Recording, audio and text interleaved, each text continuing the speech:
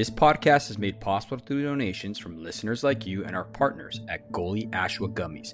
You can find them at goalie.com. Use promo code the Show Up Dad Foundation to get 10% off your order. Zenderance Active Wellness and Sports Nutrition. Their products are designed to maximize your health. As Zenderance, they strive to support and have a positive impact on the wellness of every hardworking dad. Use my code the Show Up Dad and get 10% off your next purchase. For more info, go to www.zenderance.com. Tall Man Equipment. Standing taller than the rest of the competition in lineman tools since 1952. Give them a follow at www.tallmanequipment.com. And last but not least, Adam Lane Smith. He is an attachment specialist who helps people to heal, connect, and build. Use my promo code SHOW, spelled SHOW, for a 50% discount on his attachment bootcamp course. Thank you.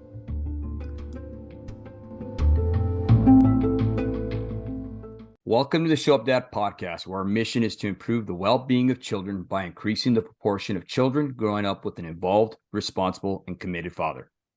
The Show Up Dad Foundation is a 501c3 organization that encourages dads to become more than just a paycheck. Today, we have an incredible guest, Brandon Thornhill. Brandon is a former Navy SEAL, successful entrepreneur, devoted husband, and a proud father of two beautiful girls. He has been through many different experiences in his life and has a lot of wisdom to share with us. He'll be talking about fatherhood, being a husband, leading your family, and balancing work and family. Welcome to our show, brother. Man, I'm excited to be on. I love what you're doing. I love the mission. Absolutely. Well, thank you, man. It's always a privilege and an honor to have a veteran on here. We try to support our veterans as much as possible. You guys are awesome, and we just thank you. Thank you for your service, brother. That's my pleasure. It was a great time. Heck yeah, I bet. Well, we're going to talk about that. But go ahead and tell us about your early life, man. What inspired you to go into the military service, if you don't mind, brother? Yeah, man. I grew up in a small town in Ohio.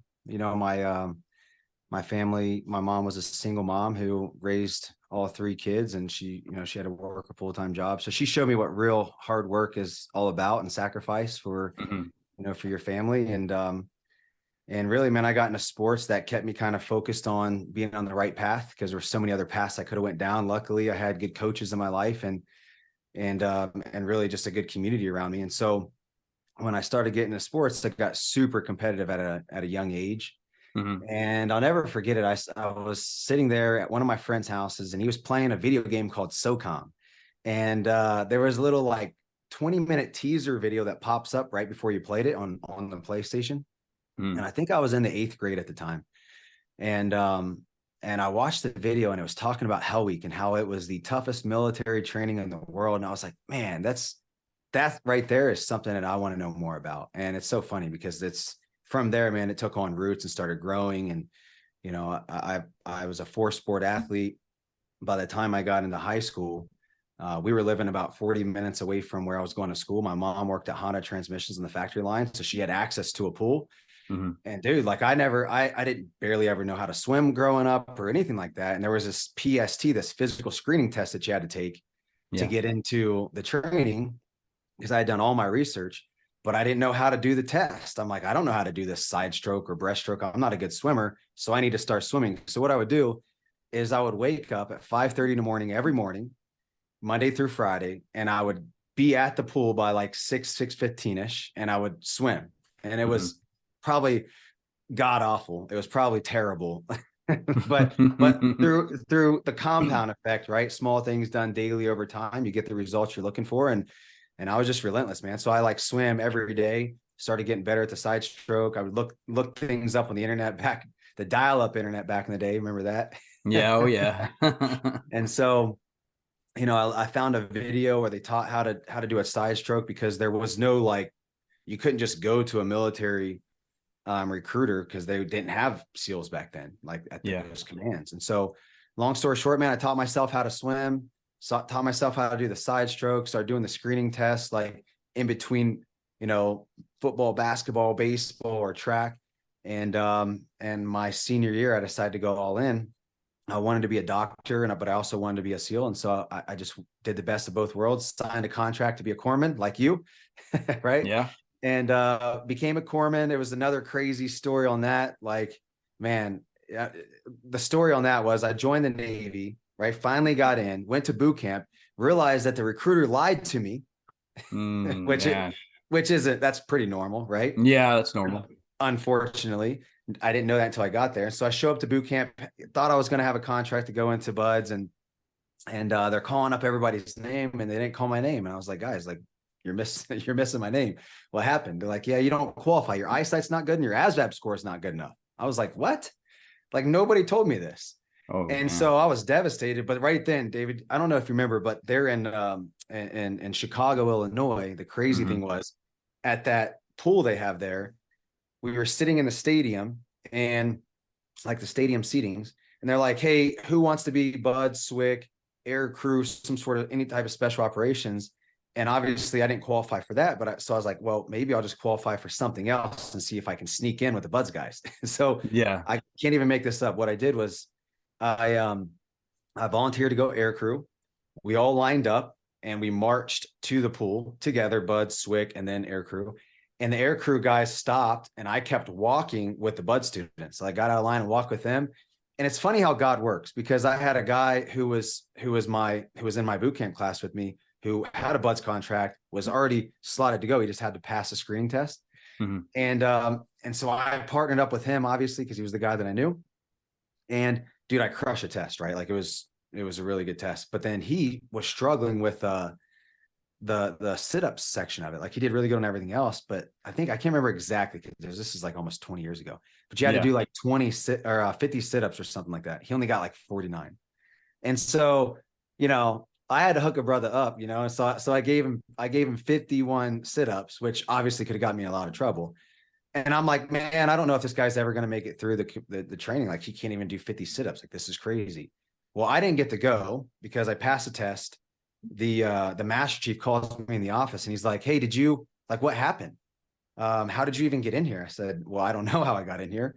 But I'm here. Is there any way that I can get into the program? He said, man, I love your scores, but your eyesight's not good enough. You need to go out and take the ASVAB. He's like, I'm not going to tell you to get eye surgery, but you go do what you got to do. When you get to your command, go do the program, retake the test, crush it. And I'm confident you can probably be back in with the next, couple years. Mm-hmm. Well, it's funny, as I was going through that process, I went out to Portsmouth, Virginia. So I finished the boot camp, went to corpsman school, finished that, then went to Portsmouth, Virginia. I was taking care of moms and babies.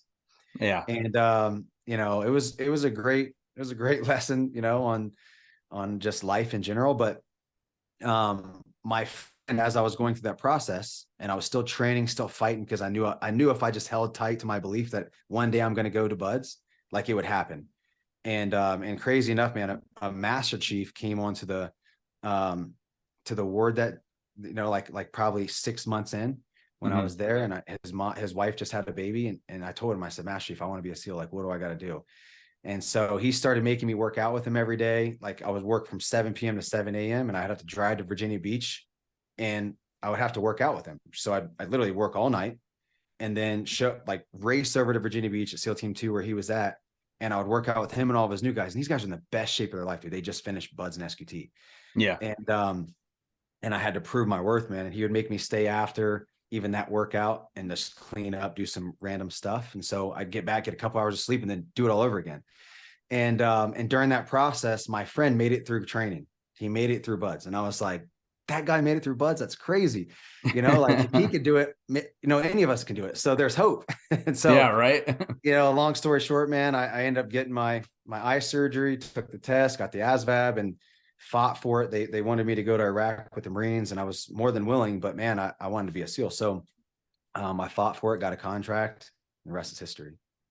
It's crazy how you can never underestimate, they say don't ever judge a book by its cover. And that's a perfect example right there. I had another guest on here, Chris Peranto, and he was a 75th Ranger, right? And we have some friends that, we both know. And he was talking about how one of the Medal of Honor winners, Leroy Petrie, right? How he lost his hand, he got the Medal of Honor, stuff like that. remembers him going through Ranger school selection, and he could barely do push-ups. He could barely run and stuff like that, and it was kind of funny because I was like, man, I grew up with that dude. I was like, his dad was our Yaffle coach. We used to call him Powder Puff because he didn't like to get hit, and we're just laughing and giggling, stuff like that. But lo and behold, the guy became a friggin' Ranger, and, he won the Medal of Honor, saved a bunch of guys. So you never know. You really don't, man. So I had the blessing to also be a first phase buzz instructor and put students through Hell Week and all that process. And you secretly sit there behind the scenes and you look at guys and you're like, man, I think this guy's going to make it through. I think that guy's going to make it through. And a lot of times you're just wrong, right? It's like, it's the guys who are just scrappy. The ones who, what I did see a trend where if guys were just constantly winning in life, and they didn't ever really have too much adversity tossed at them, they did struggle a little bit. There was a few guys that just crush everything that they do, right? But some of these guys where, you see them where all they do is they win. They're always puffed up, right? As far as their ego. Mm-hmm. Well, when you get into Hell Week and you start losing and your boat crew starts losing because you're tired, it's inevitable that eventually you're going to struggle and your boat crew is going to struggle, right? Mm-hmm. And so when that happens, the question is what person comes out? What character comes out now? And sometimes, man, you see some of the biggest guys just crumble. They crumble. Mm-hmm. So you're absolutely right. You never know.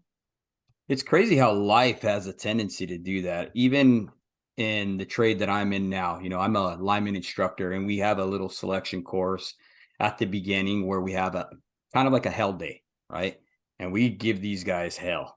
Okay. And you're absolutely right. We got some guys that are studs that are climbing all day and you can't even phase them. And then there's some guys that are real rocked up, looking like they just went to the gym the whole entire time and they're over there laying on their back, phasing out and everything. You know what I mean? So you never know.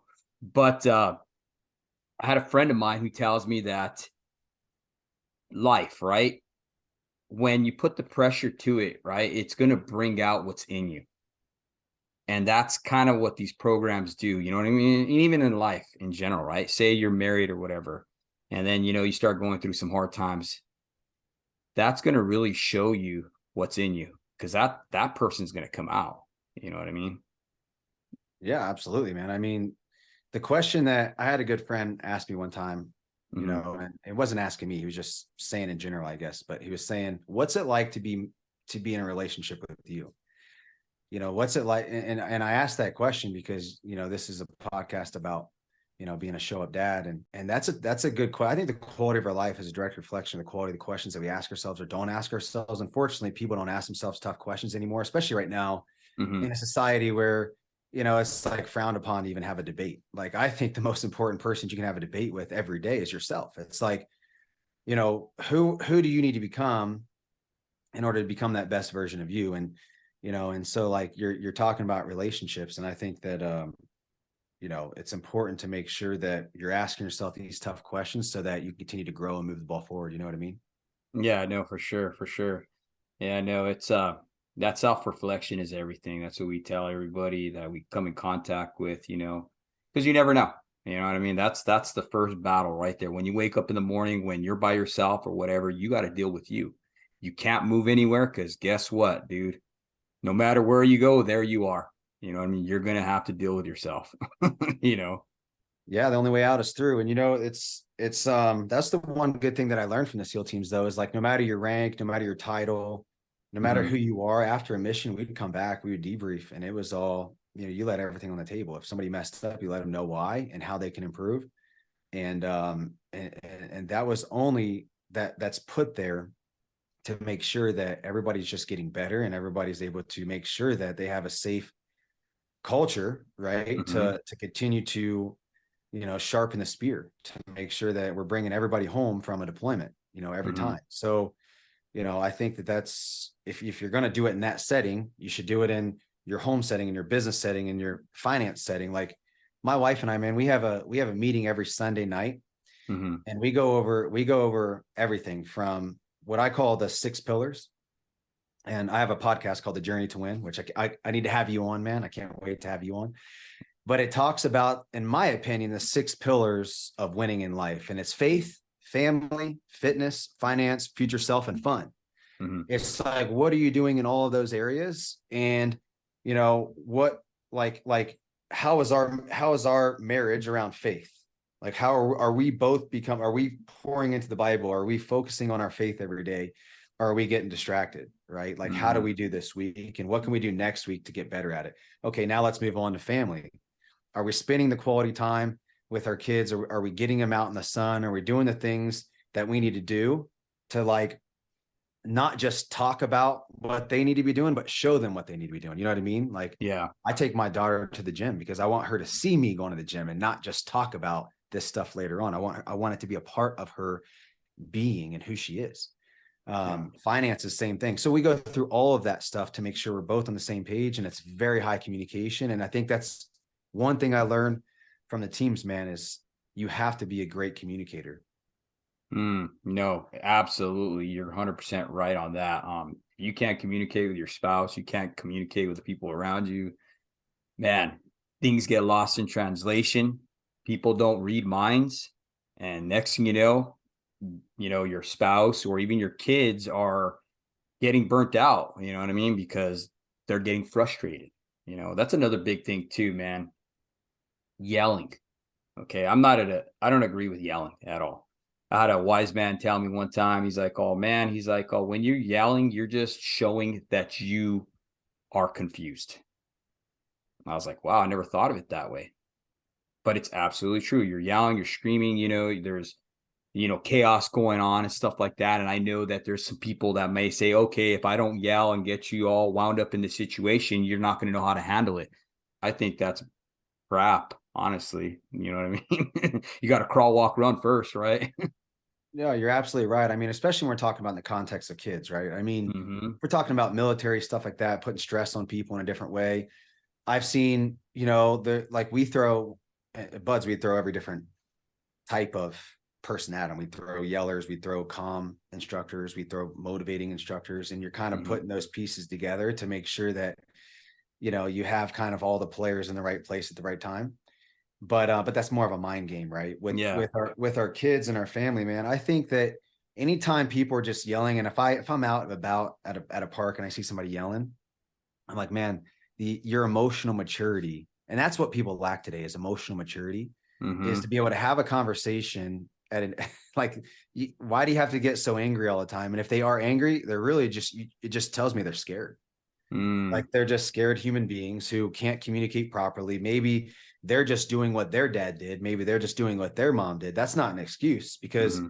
like Jim Rohn says, wish it were easier or wish you were better. Like, you just got to get better. You got to get bigger than your problems. And at the end of the Hmm. day, you can't sit there and rely on past leaders, and that maybe did something to you, and now you feel like that's the way that you have to lead. No, go seek out new mentors, go seek out new leaders, and find out what they're doing, how they're communicating, and start adopting what they're teaching, right? Hmm. So I think another thing of that too is making sure they're surrounding themselves with the right community, because Hmm. if they're around yellers, they're probably going to end up yelling because they think that that's okay, right? Hmm. So I think, like, like the saying goes, you're the average of the 5 people you hang around with the most. The saying is your bank account and the amount of money that you make, but I think Yeah. it's everything, dude. I think it's your emotional maturity, like your marriage, like your, it doesn't matter, your fitness. Like, if you're Hmm. hanging around 5 fat slobs, excuse my language, but the reality is that's just the Yeah. reality, and they're just sitting around lazy, not doing anything all day, well, then you're probably going to end up doing that same thing, right? So, like, Hmm. if you want to get in shape, people say, Brandon, how can I lose weight? How can I get in shape? Find people who are in shape, hang out with them. Yeah. You're going to start absorbing their energy, and you're going to vibrate at the same level they're vibrating at, just by natural osmosis, you know? Yeah. Yeah. No, for sure. And it's crazy too, because yeah, you want to find those people that you can emulate.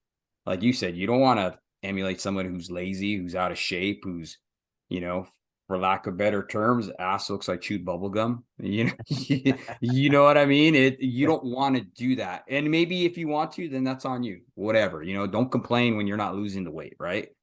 But even for our kids, let's take it even a step forward. You know what I mean? If we're yelling at our kids and then we're telling them not to be yelling at their brother and sister, that's a message that we're sending to them, that they're, of confusion, right? Dude, absolutely. I think most parents, that's the problem. So, I'll tell you what I try to do. because at the end of the day, I don't want to talk at people, but I'll just say that what I've seen and what I've witnessed from growing up and kind of like asking myself the tough questions I'm telling you that we need to be asking ourselves is like, what parent do I really want to become? And, Mm. like, do I want to be somebody that's telling my kid what to do, but then not being the example? Because the reality is eventually your kids are going to see through it. If you say, Sonny, you can dream and you can be anything you want, but then you're not out there dreaming and being anything that you want to be, they're just going to see through it. They're going to end up falling exactly into the same tracks potentially that you're falling into, which is just being normal and doing what society tells you is normal. So to me, I want to be an outlier. I want to be somebody that's doing the opposite of what everybody is saying is normal. And and that's going against the grain a little bit. Yeah, especially in society today, and everybody wants to fall in line, fall in line. And I'm not saying what I'm saying, hear me out, guy. I'm not saying be a rebel and all that other stuff, you know what I mean? But use your head. Yeah. Seriously. I think as fathers, one of our main jobs, other than teaching them empathy and good moral values and stuff like that, is teaching them how to problem solve. And we do that by them watching us solve problems. Level heads prevail, right? Yeah. Yeah. There's that. And then there's also, I think, it's like, I have a friend the other day who was telling me, he's like, man, my son he's 14 years old and I can't connect with him. And I'm like, what are you doing to try to connect? He's like, Right. I try to take him to do different sports and this and that, but he's a gamer. And I'm like, well, you're trying to make him live your life. He has his own life. You need to connect with him on his level.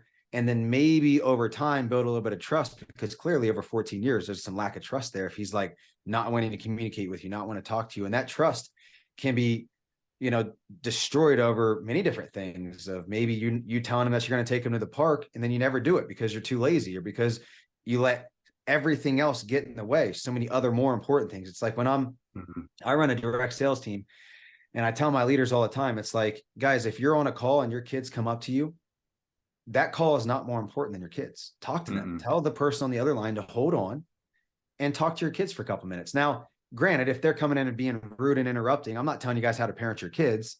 Yeah. I'll talk to them off the side and get on the level and be empathetic with them. But that call is not the most important thing in my life. My child is. Like, what if that was your last day with your child? Could you live with yourself and say, that, like, dude, think about that. Like, literally, if your kid or something happened to them and you just lied to them and said you're going to take them to the park or the water park or the pool and swim with them, or you're going to take them and throw the baseball, but you didn't, like, I couldn't live with that. No, for sure. No, and life is so short. You never know. I mean, I think that's what happens a lot of times as men is we go on thinking, oh, tomorrow, tomorrow, tomorrow, right? Sometimes for a lot of people, tomorrow never comes. Yep. I lost my brother. He was 38 years old. He died a day before his 39th birthday. He hunted, he was a lineman, he did all these things, right? He was just perfect shape, and we never knew anything was wrong with him. He was on a hunt, once in a lifetime hunt with his wife. He died on his wife, dude. Wow. Man, I'm Yeah. sorry to hear And that, bro. yep. And oh, thank you, man. And yeah, it was devastating. He left 3 little girls. And it's just crazy. The last words I heard from him was, oh, I just got 20 more years of this, bro. 20 more years and I'm gonna retire.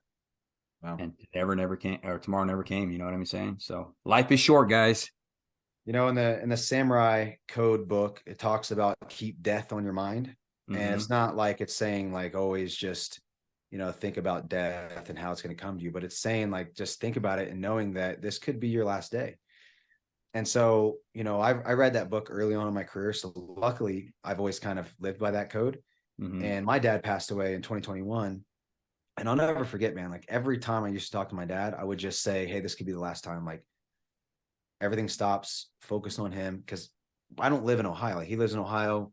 I was living out in Arizona at the time, but I've lived all over the world. And anytime that he's called or anytime my mom calls or I call them, I try to be 100% present. And just give people my time, which is the most precious asset that we have. No billionaire can buy it back. And so I really focus on giving my kids my time. Anybody that I'm talking to, like giving you my time, not sitting here being on my phone, scrolling through social media, silly stuff that people do. Right. And so I remember that last conversation I had because I was so present. And I remember saying, I love you. And and just having that conversation when so many people were divided in politics during that time. And, Mm-hmm. because that was during COVID, it could have been so easy for me to just, get into an argument about something stupid that really didn't matter in life. But I Mm-hmm. didn't. I wanted to make sure I was focused on loving and caring about my father and being empathetic towards his situation. And just remember this, guys, like as you're talking to other people, it's not always about you. Be interested, not Mm-hmm. interesting. People, like when you're talking to your family, man, like they want to know about you, but you should want to know about them too. Yes. Because what happens if they do pass away? You're not able to ask any more questions. Mm-hmm. Those questions are gone. Who are you going to ask? Now you have to ask their brother or somebody else. So, be present and ask those questions now and get everything out there on the table so you know about your family, history and just anything that you want to know about. Mm-hmm. No, that was well said, brother. First and foremost, my condolences for your father as well. I mean, it's got Yeah, to be thanks. hard. Um, I was going to ask you, how was that relationship prior to that? Was like, what did you learn from him? Man, that's a great question, brother. I'd say, my mom and dad split up when I was in kindergarten. It was like kindergarten or first grade. Mm-hmm. And the early part of my life with him, I learned what fatherhood was not supposed to be like. Okay. Alcoholic, um, really didn't show up to a lot of my sports games until I was like really successful, like in the Mm-hmm. newspapers, things like that. But I'd say once I graduated, man, like once I hit like senior year graduation, we started to really get a lot closer because I don't have the spirit of offense. I don't get offended. So many people get offended these days. It's like just let it go. Yeah. And people got to realize that people aren't perfect. People make mistakes in life, right? And so, I let everything go and over time he quit drinking because he had a pretty crazy accident where he was drinking and driving and hit his car behind, like hit a parked car, but Uh-huh. there was nobody in it. So that he realized like that could have been a mom, that could have been a kid, like that could have been anything. So he actually, I don't know if he quit drinking, but he severely slowed down drinking. Mm-hmm. And we became very close over the past, I'd say, decade. Mm-hmm. And then, unfortunately, right before, I got married, been married to my wife now for almost 11 years, but right before we had our first daughter, man, he passed away. So we didn't get to meet her. But I think he met her in the womb. She was, Yeah, for sure. I think his spirit got to meet her. Yeah, absolutely, brother. I was gonna ask you, so we talked about drinking and stuff like that. Did you have any trouble with that being in the military? Because I know a lot of my buddies and stuff like that, man, they were raging. I was a raging alcoholic, you know what I mean? And Yeah.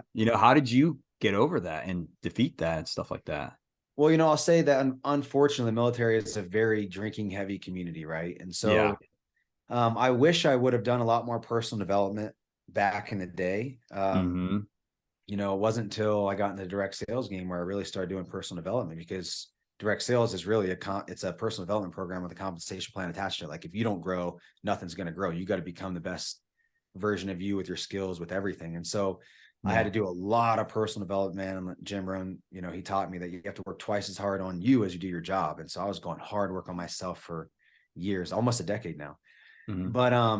But I'd say that, just through years and years of, because, I was drinking hard in the military. It was like work hard, play hard. Man, Mm-hmm. I wouldn't drink throughout the week, but man, Friday, Saturday night, it was game on and we would drink hard. And unfortunately, I had some crazy stuff that happened, never got in trouble, luckily, but at the same time, there was a lot of lessons learned where I'm like, man, I could have been in a lot of trouble. Mm-hmm. Some of the stuff I was doing. And then I got married, and getting married really helped change everything for me because it forced me to grow up. And then the Mm-hmm. next level of that was having kids. Because I think if you're just married, it's easy for you guys both to kind of go out, have fun, drink, kind of carry Yeah. on that same culture. But man, when you have kids, it's an eye opener. At least it Mm-hmm. was for me. It was an eye opener. I said, man, I have to become the best version of me for this girl. Like, because there's a saying, as a boy, you become your father, but as Yeah. a girl, you marry it. And so Mm. I said, I got to make sure that I'm not sitting here drinking at the house, letting my 2-year-old daughter see me drink, carry on and doing silly stuff. Like I have to. And some people say, well, why not?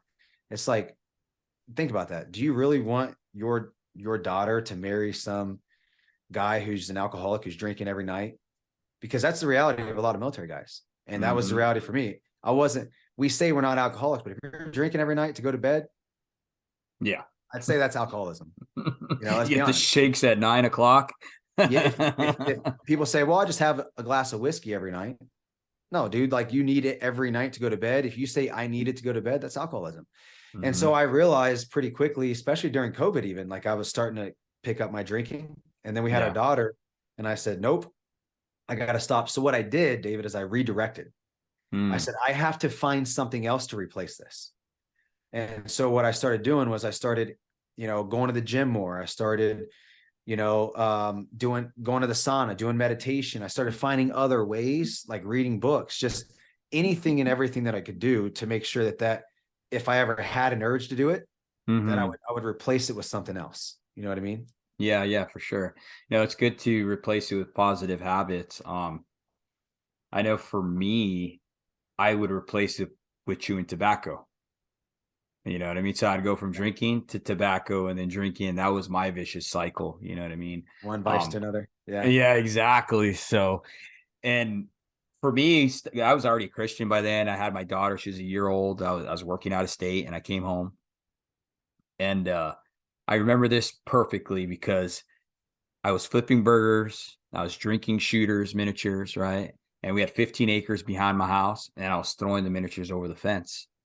And my wife came outside with some burgers and stuff to give to me so I could throw them on the gazebo and grill them, right? Well, the neighbor was getting ready to irrigate that property, and he brings 2 5-gallon buckets filled with Maker's Mark, little miniatures, and he puts it right at the fence. And I look at him, she looks at me, I look at her, and I'm like, oh man, I'm in trouble. So I walk over there and I ask her, I'm like, oh, so what's going on? And she's like, oh, nothing. I'm not going to tell you what to do. You're a grown man. She's like, oh, but I'm going to let you know a little bit. She's like, if you're okay with your daughter growing up and smelling that on you and getting accustomed to that smell and then seeking that smell in another man, and then she's going to wind up with a guy like that. She's like, if you're okay with that, I will never tell you anything again. And let me tell you, Brandon, that day I stopped drinking, never drink That's again. amazing. That's amazing. Yeah. Yeah. It's also, and I love that story, David, because that illustrates it perfect. One thing I had to do too, man, is I had to cut out a couple people out of my life who constantly wanted to go out and just have a beer. And it was like, well, dude, like, can we just go out and not have a beer? Can we hang out and do something else? And the reality of that question is no. I mean, you can go out with them, right? You can go out with them, but they're going to have a beer and it's going to tempt you. And so, I can go out and not have a beer now. Like it's fine. But like back in my military days, like I'd have been like, oh, okay, I'll have one, whatever. So long story short is I definitely cut out a few people. And it's funny, man, as I started to elevate me, meaning elevate the person I was becoming, I started to attract new friends. Yeah. And it was so interesting how it works, the law of attraction, and it's really, to me, it's like, I think God puts the law of attraction, just like he puts gravity here. Like, I think he puts the law of attraction there. Like it's all real. Yeah. It's just however you want to look at it. I just think God is the one who's allowing that law to exist. Looking back, bro, I didn't know that. I didn't know about laws of attraction or anything like that, right? This was 16 years ago.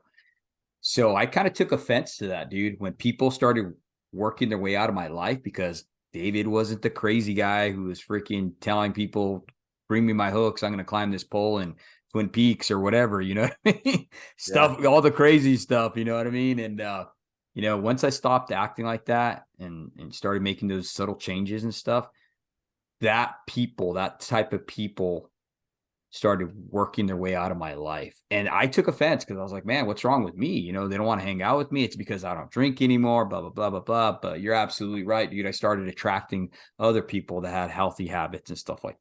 Yeah, it's kind of a good thing too, man, because it's kind of like a screener. Anytime that people go, every level, there's a saying, every level, there's a new devil you got to overcome, right? Yeah. And that was definitely one where I was like, well, I have these different friends that I have to give up, but there was also other friends that didn't want to hang out. And it's not like I don't drink at all. I just severely limit the amount of drinks that I do have, like whenever I do. It's just a couple maybe. And so I guess my point of that is like, every level there's a new devil. You're gonna have to overcome new things. And once you're able to overcome the fact that it's a screening process, and you're actually screening people out of your life who probably don't need to be there in the first place, and they're only there because you're serving them. It's Mm-hmm. like, like leaves on a tree. Leaves on a tree are going to fall off every season. You have your seasonal friends, but then Mm-hmm. you end up finding, through your journey, you find your rooted friends, the ones that are there for the real good reasons and not just for a season. Mm-hmm. I like that. Yeah, I think I heard Steve Weatherford say something like that. You got friends for a season, friends for a reason, and friends for a lifetime. That's So great. yeah, I I love like I love that. him, man. He's awesome. He's an awesome guy. Yeah, he is. He's a really cool dude, man. I didn't realize how big he was until I ran into him in person. I'm like, this guy's a big dude. You know? I've never But met him in real life, but I'd imagine. Yeah. I actually ran into him at a men's retreat for Awakened Church, and it was really cool. It was a great time, man. Yeah. Rex Crane told me about that event. I was going to go, and then I had other events I had to go to. I want to go next year. Yeah, for sure. Yeah, we'll be seeing you there again. You know what I Yeah. mean? That'd be cool, dude. But so I wanted to change subjects a little bit, brother. And I wanted to start asking you, what are some of the challenges? Because you touched briefly about the drinking and having to find new friends and stuff like that. What are some of the challenges that you face becoming a husband and then a father, you know?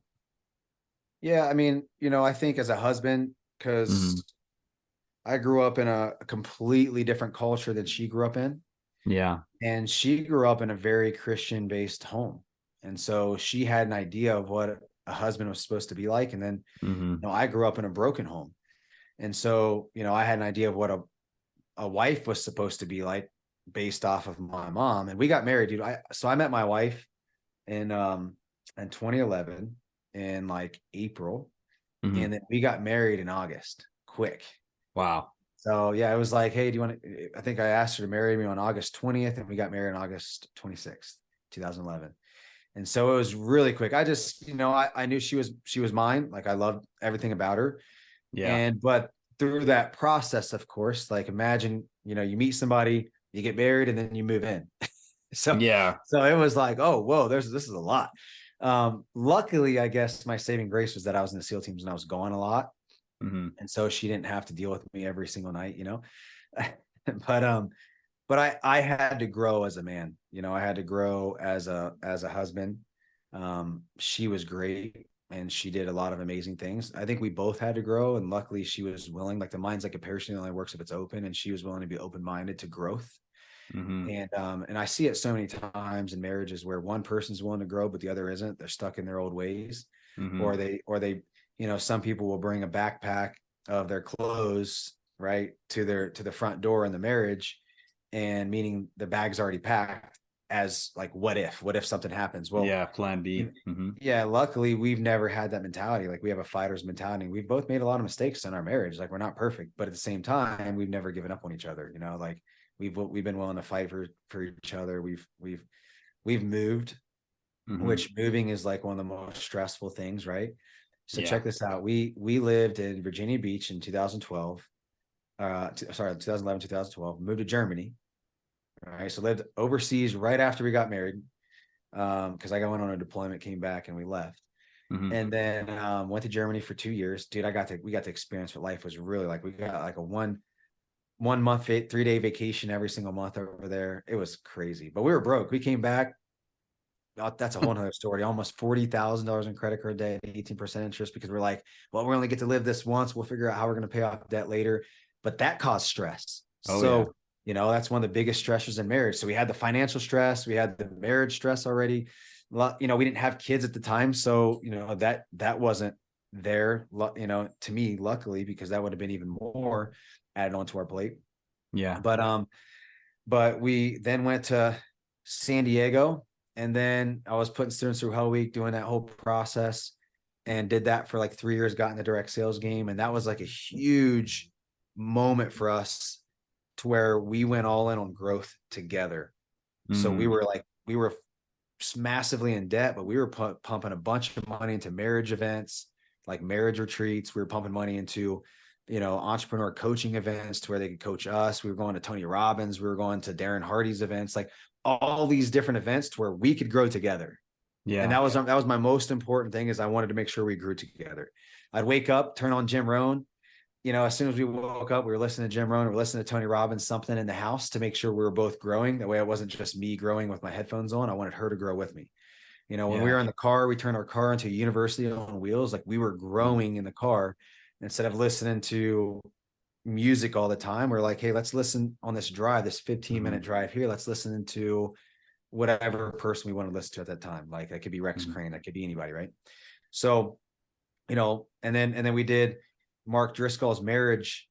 He has like a 12 video marriage series that we poured into. And Yeah. so I guess what I'm saying is, the challenges that we were able to grow through together, because we Mhm. were so focused on getting bigger than our problems through our, personal development, if that makes sense.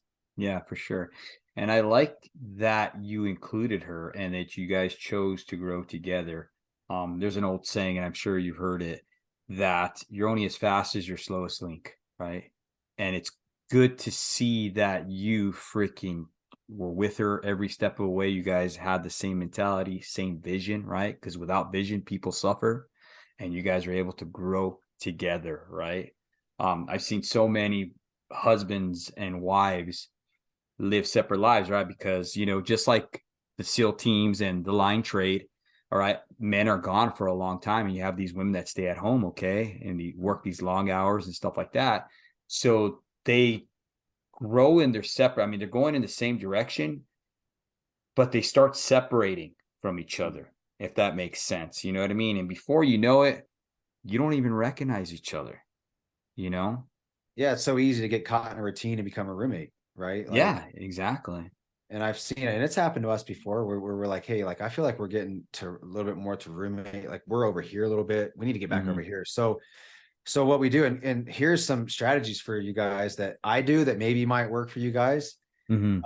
Because listen, everything rises and falls on leadership at the end of the day. And we can make excuses all day long that our marriage isn't where it wants to be, or our kids aren't where it want to be, or whatever. Like, but the question is what are you doing to nourish it? Like, are you pouring water into it every day, or are you just letting it grow stagnant? Because if Hmm. I asked you, and Tony Robbins said this, and this was an eye opener for me, is he said, are you still treating your spouse as if you were when you first tried to get her to marry you? Yeah.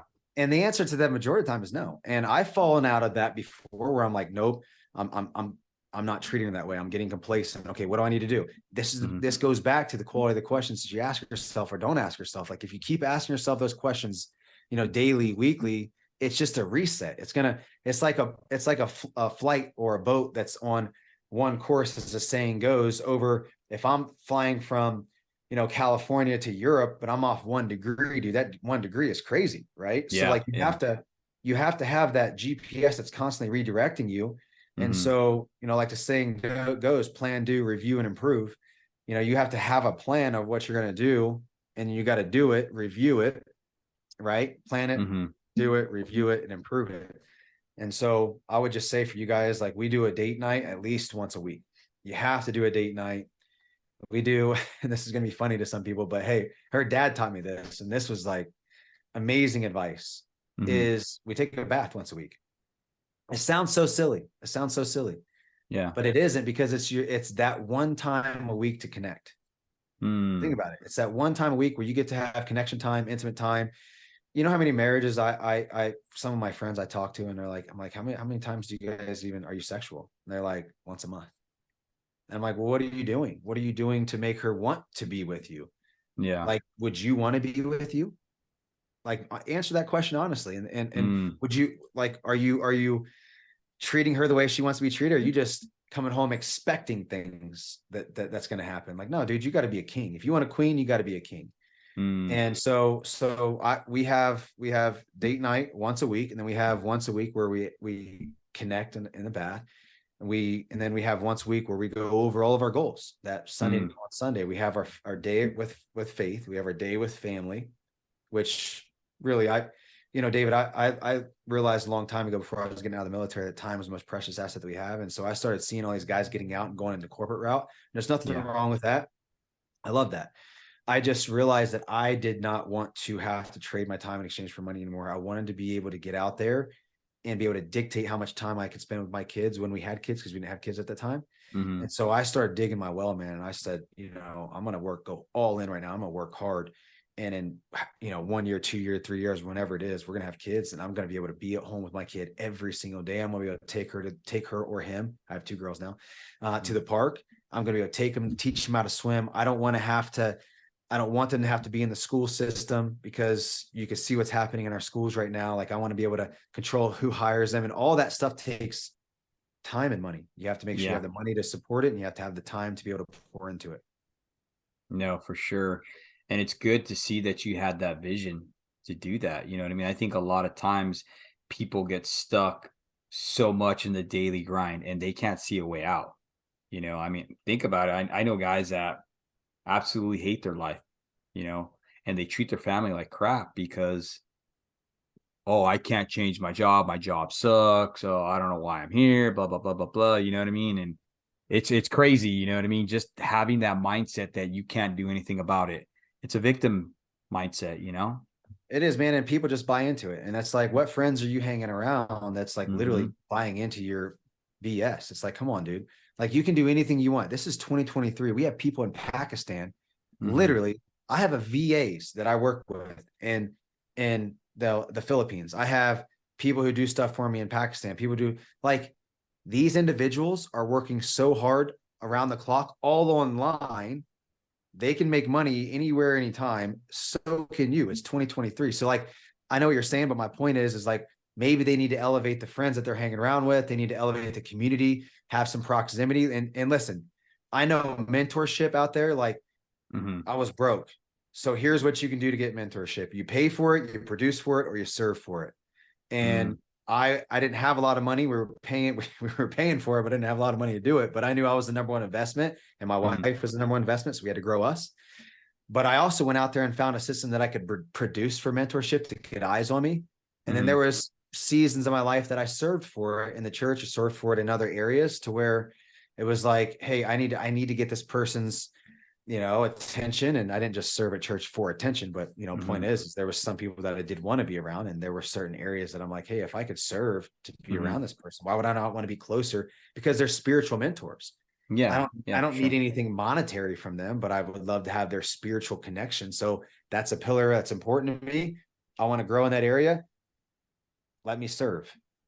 Yeah, for sure. No, that's cool to see, man. All the pillars, how they planned out in your life, and just the plan that you have, you know what I mean, and that it's working well with you, and it's good to see that. I see that you put a lot of importance on surrounding yourself around people you want to be like and emulate, right? I even take that a step forward, you know what I mean? Be someone your kids want to emulate, you know.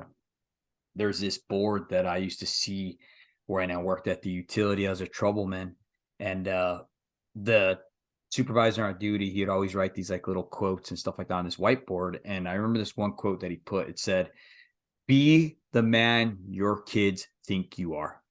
So and good. I remember that, dude. That was probably in 2011 when I saw that. And I still remember it, dude, and it still sticks with me. Be the man your kids think you are. What a powerful saying. And what I would tell you guys, what I'm gonna do right after this is I'm gonna write that down, and I'm gonna say, what is my daughter's 2, but let's just say when she's 5, what is she really who does she think I am? And then I'm gonna write all that stuff down. Who does she think I am in my faith? Who does she think I am in my fitness? Who does she think I am as a father, right? With my emotional maturity? Who does she think I am as a husband?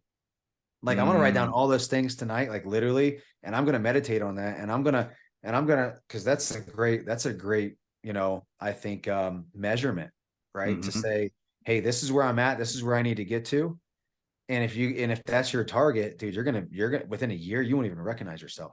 Man, that was great, brother. Thanks for putting it in that perspective. That's awesome, dude. Brandon, I want to give you an opportunity now just to share with our audience how they can reach out to you, get a hold of you for your coaching, to listen to your podcast. Please share. Yeah, absolutely, guys. I launched a podcast called The Journey to Win, which I'm going to have David on. I can't wait to have you on, and then reverse it and ask me questions. But The Journey to Win, and it's just, again, we're going through the ups and downs, man, teaching you what it takes to win in every area of your life. Like I said, the 6 pillars: faith, family, fitness, finance, future self, and fun. Mm-hmm. And then you can go to brandonthornhill.com. You can go to my Instagram. It's at the Brandon Thornhill. And I had to do the because somebody else took it. But hey, it's the Brandon Thornhill.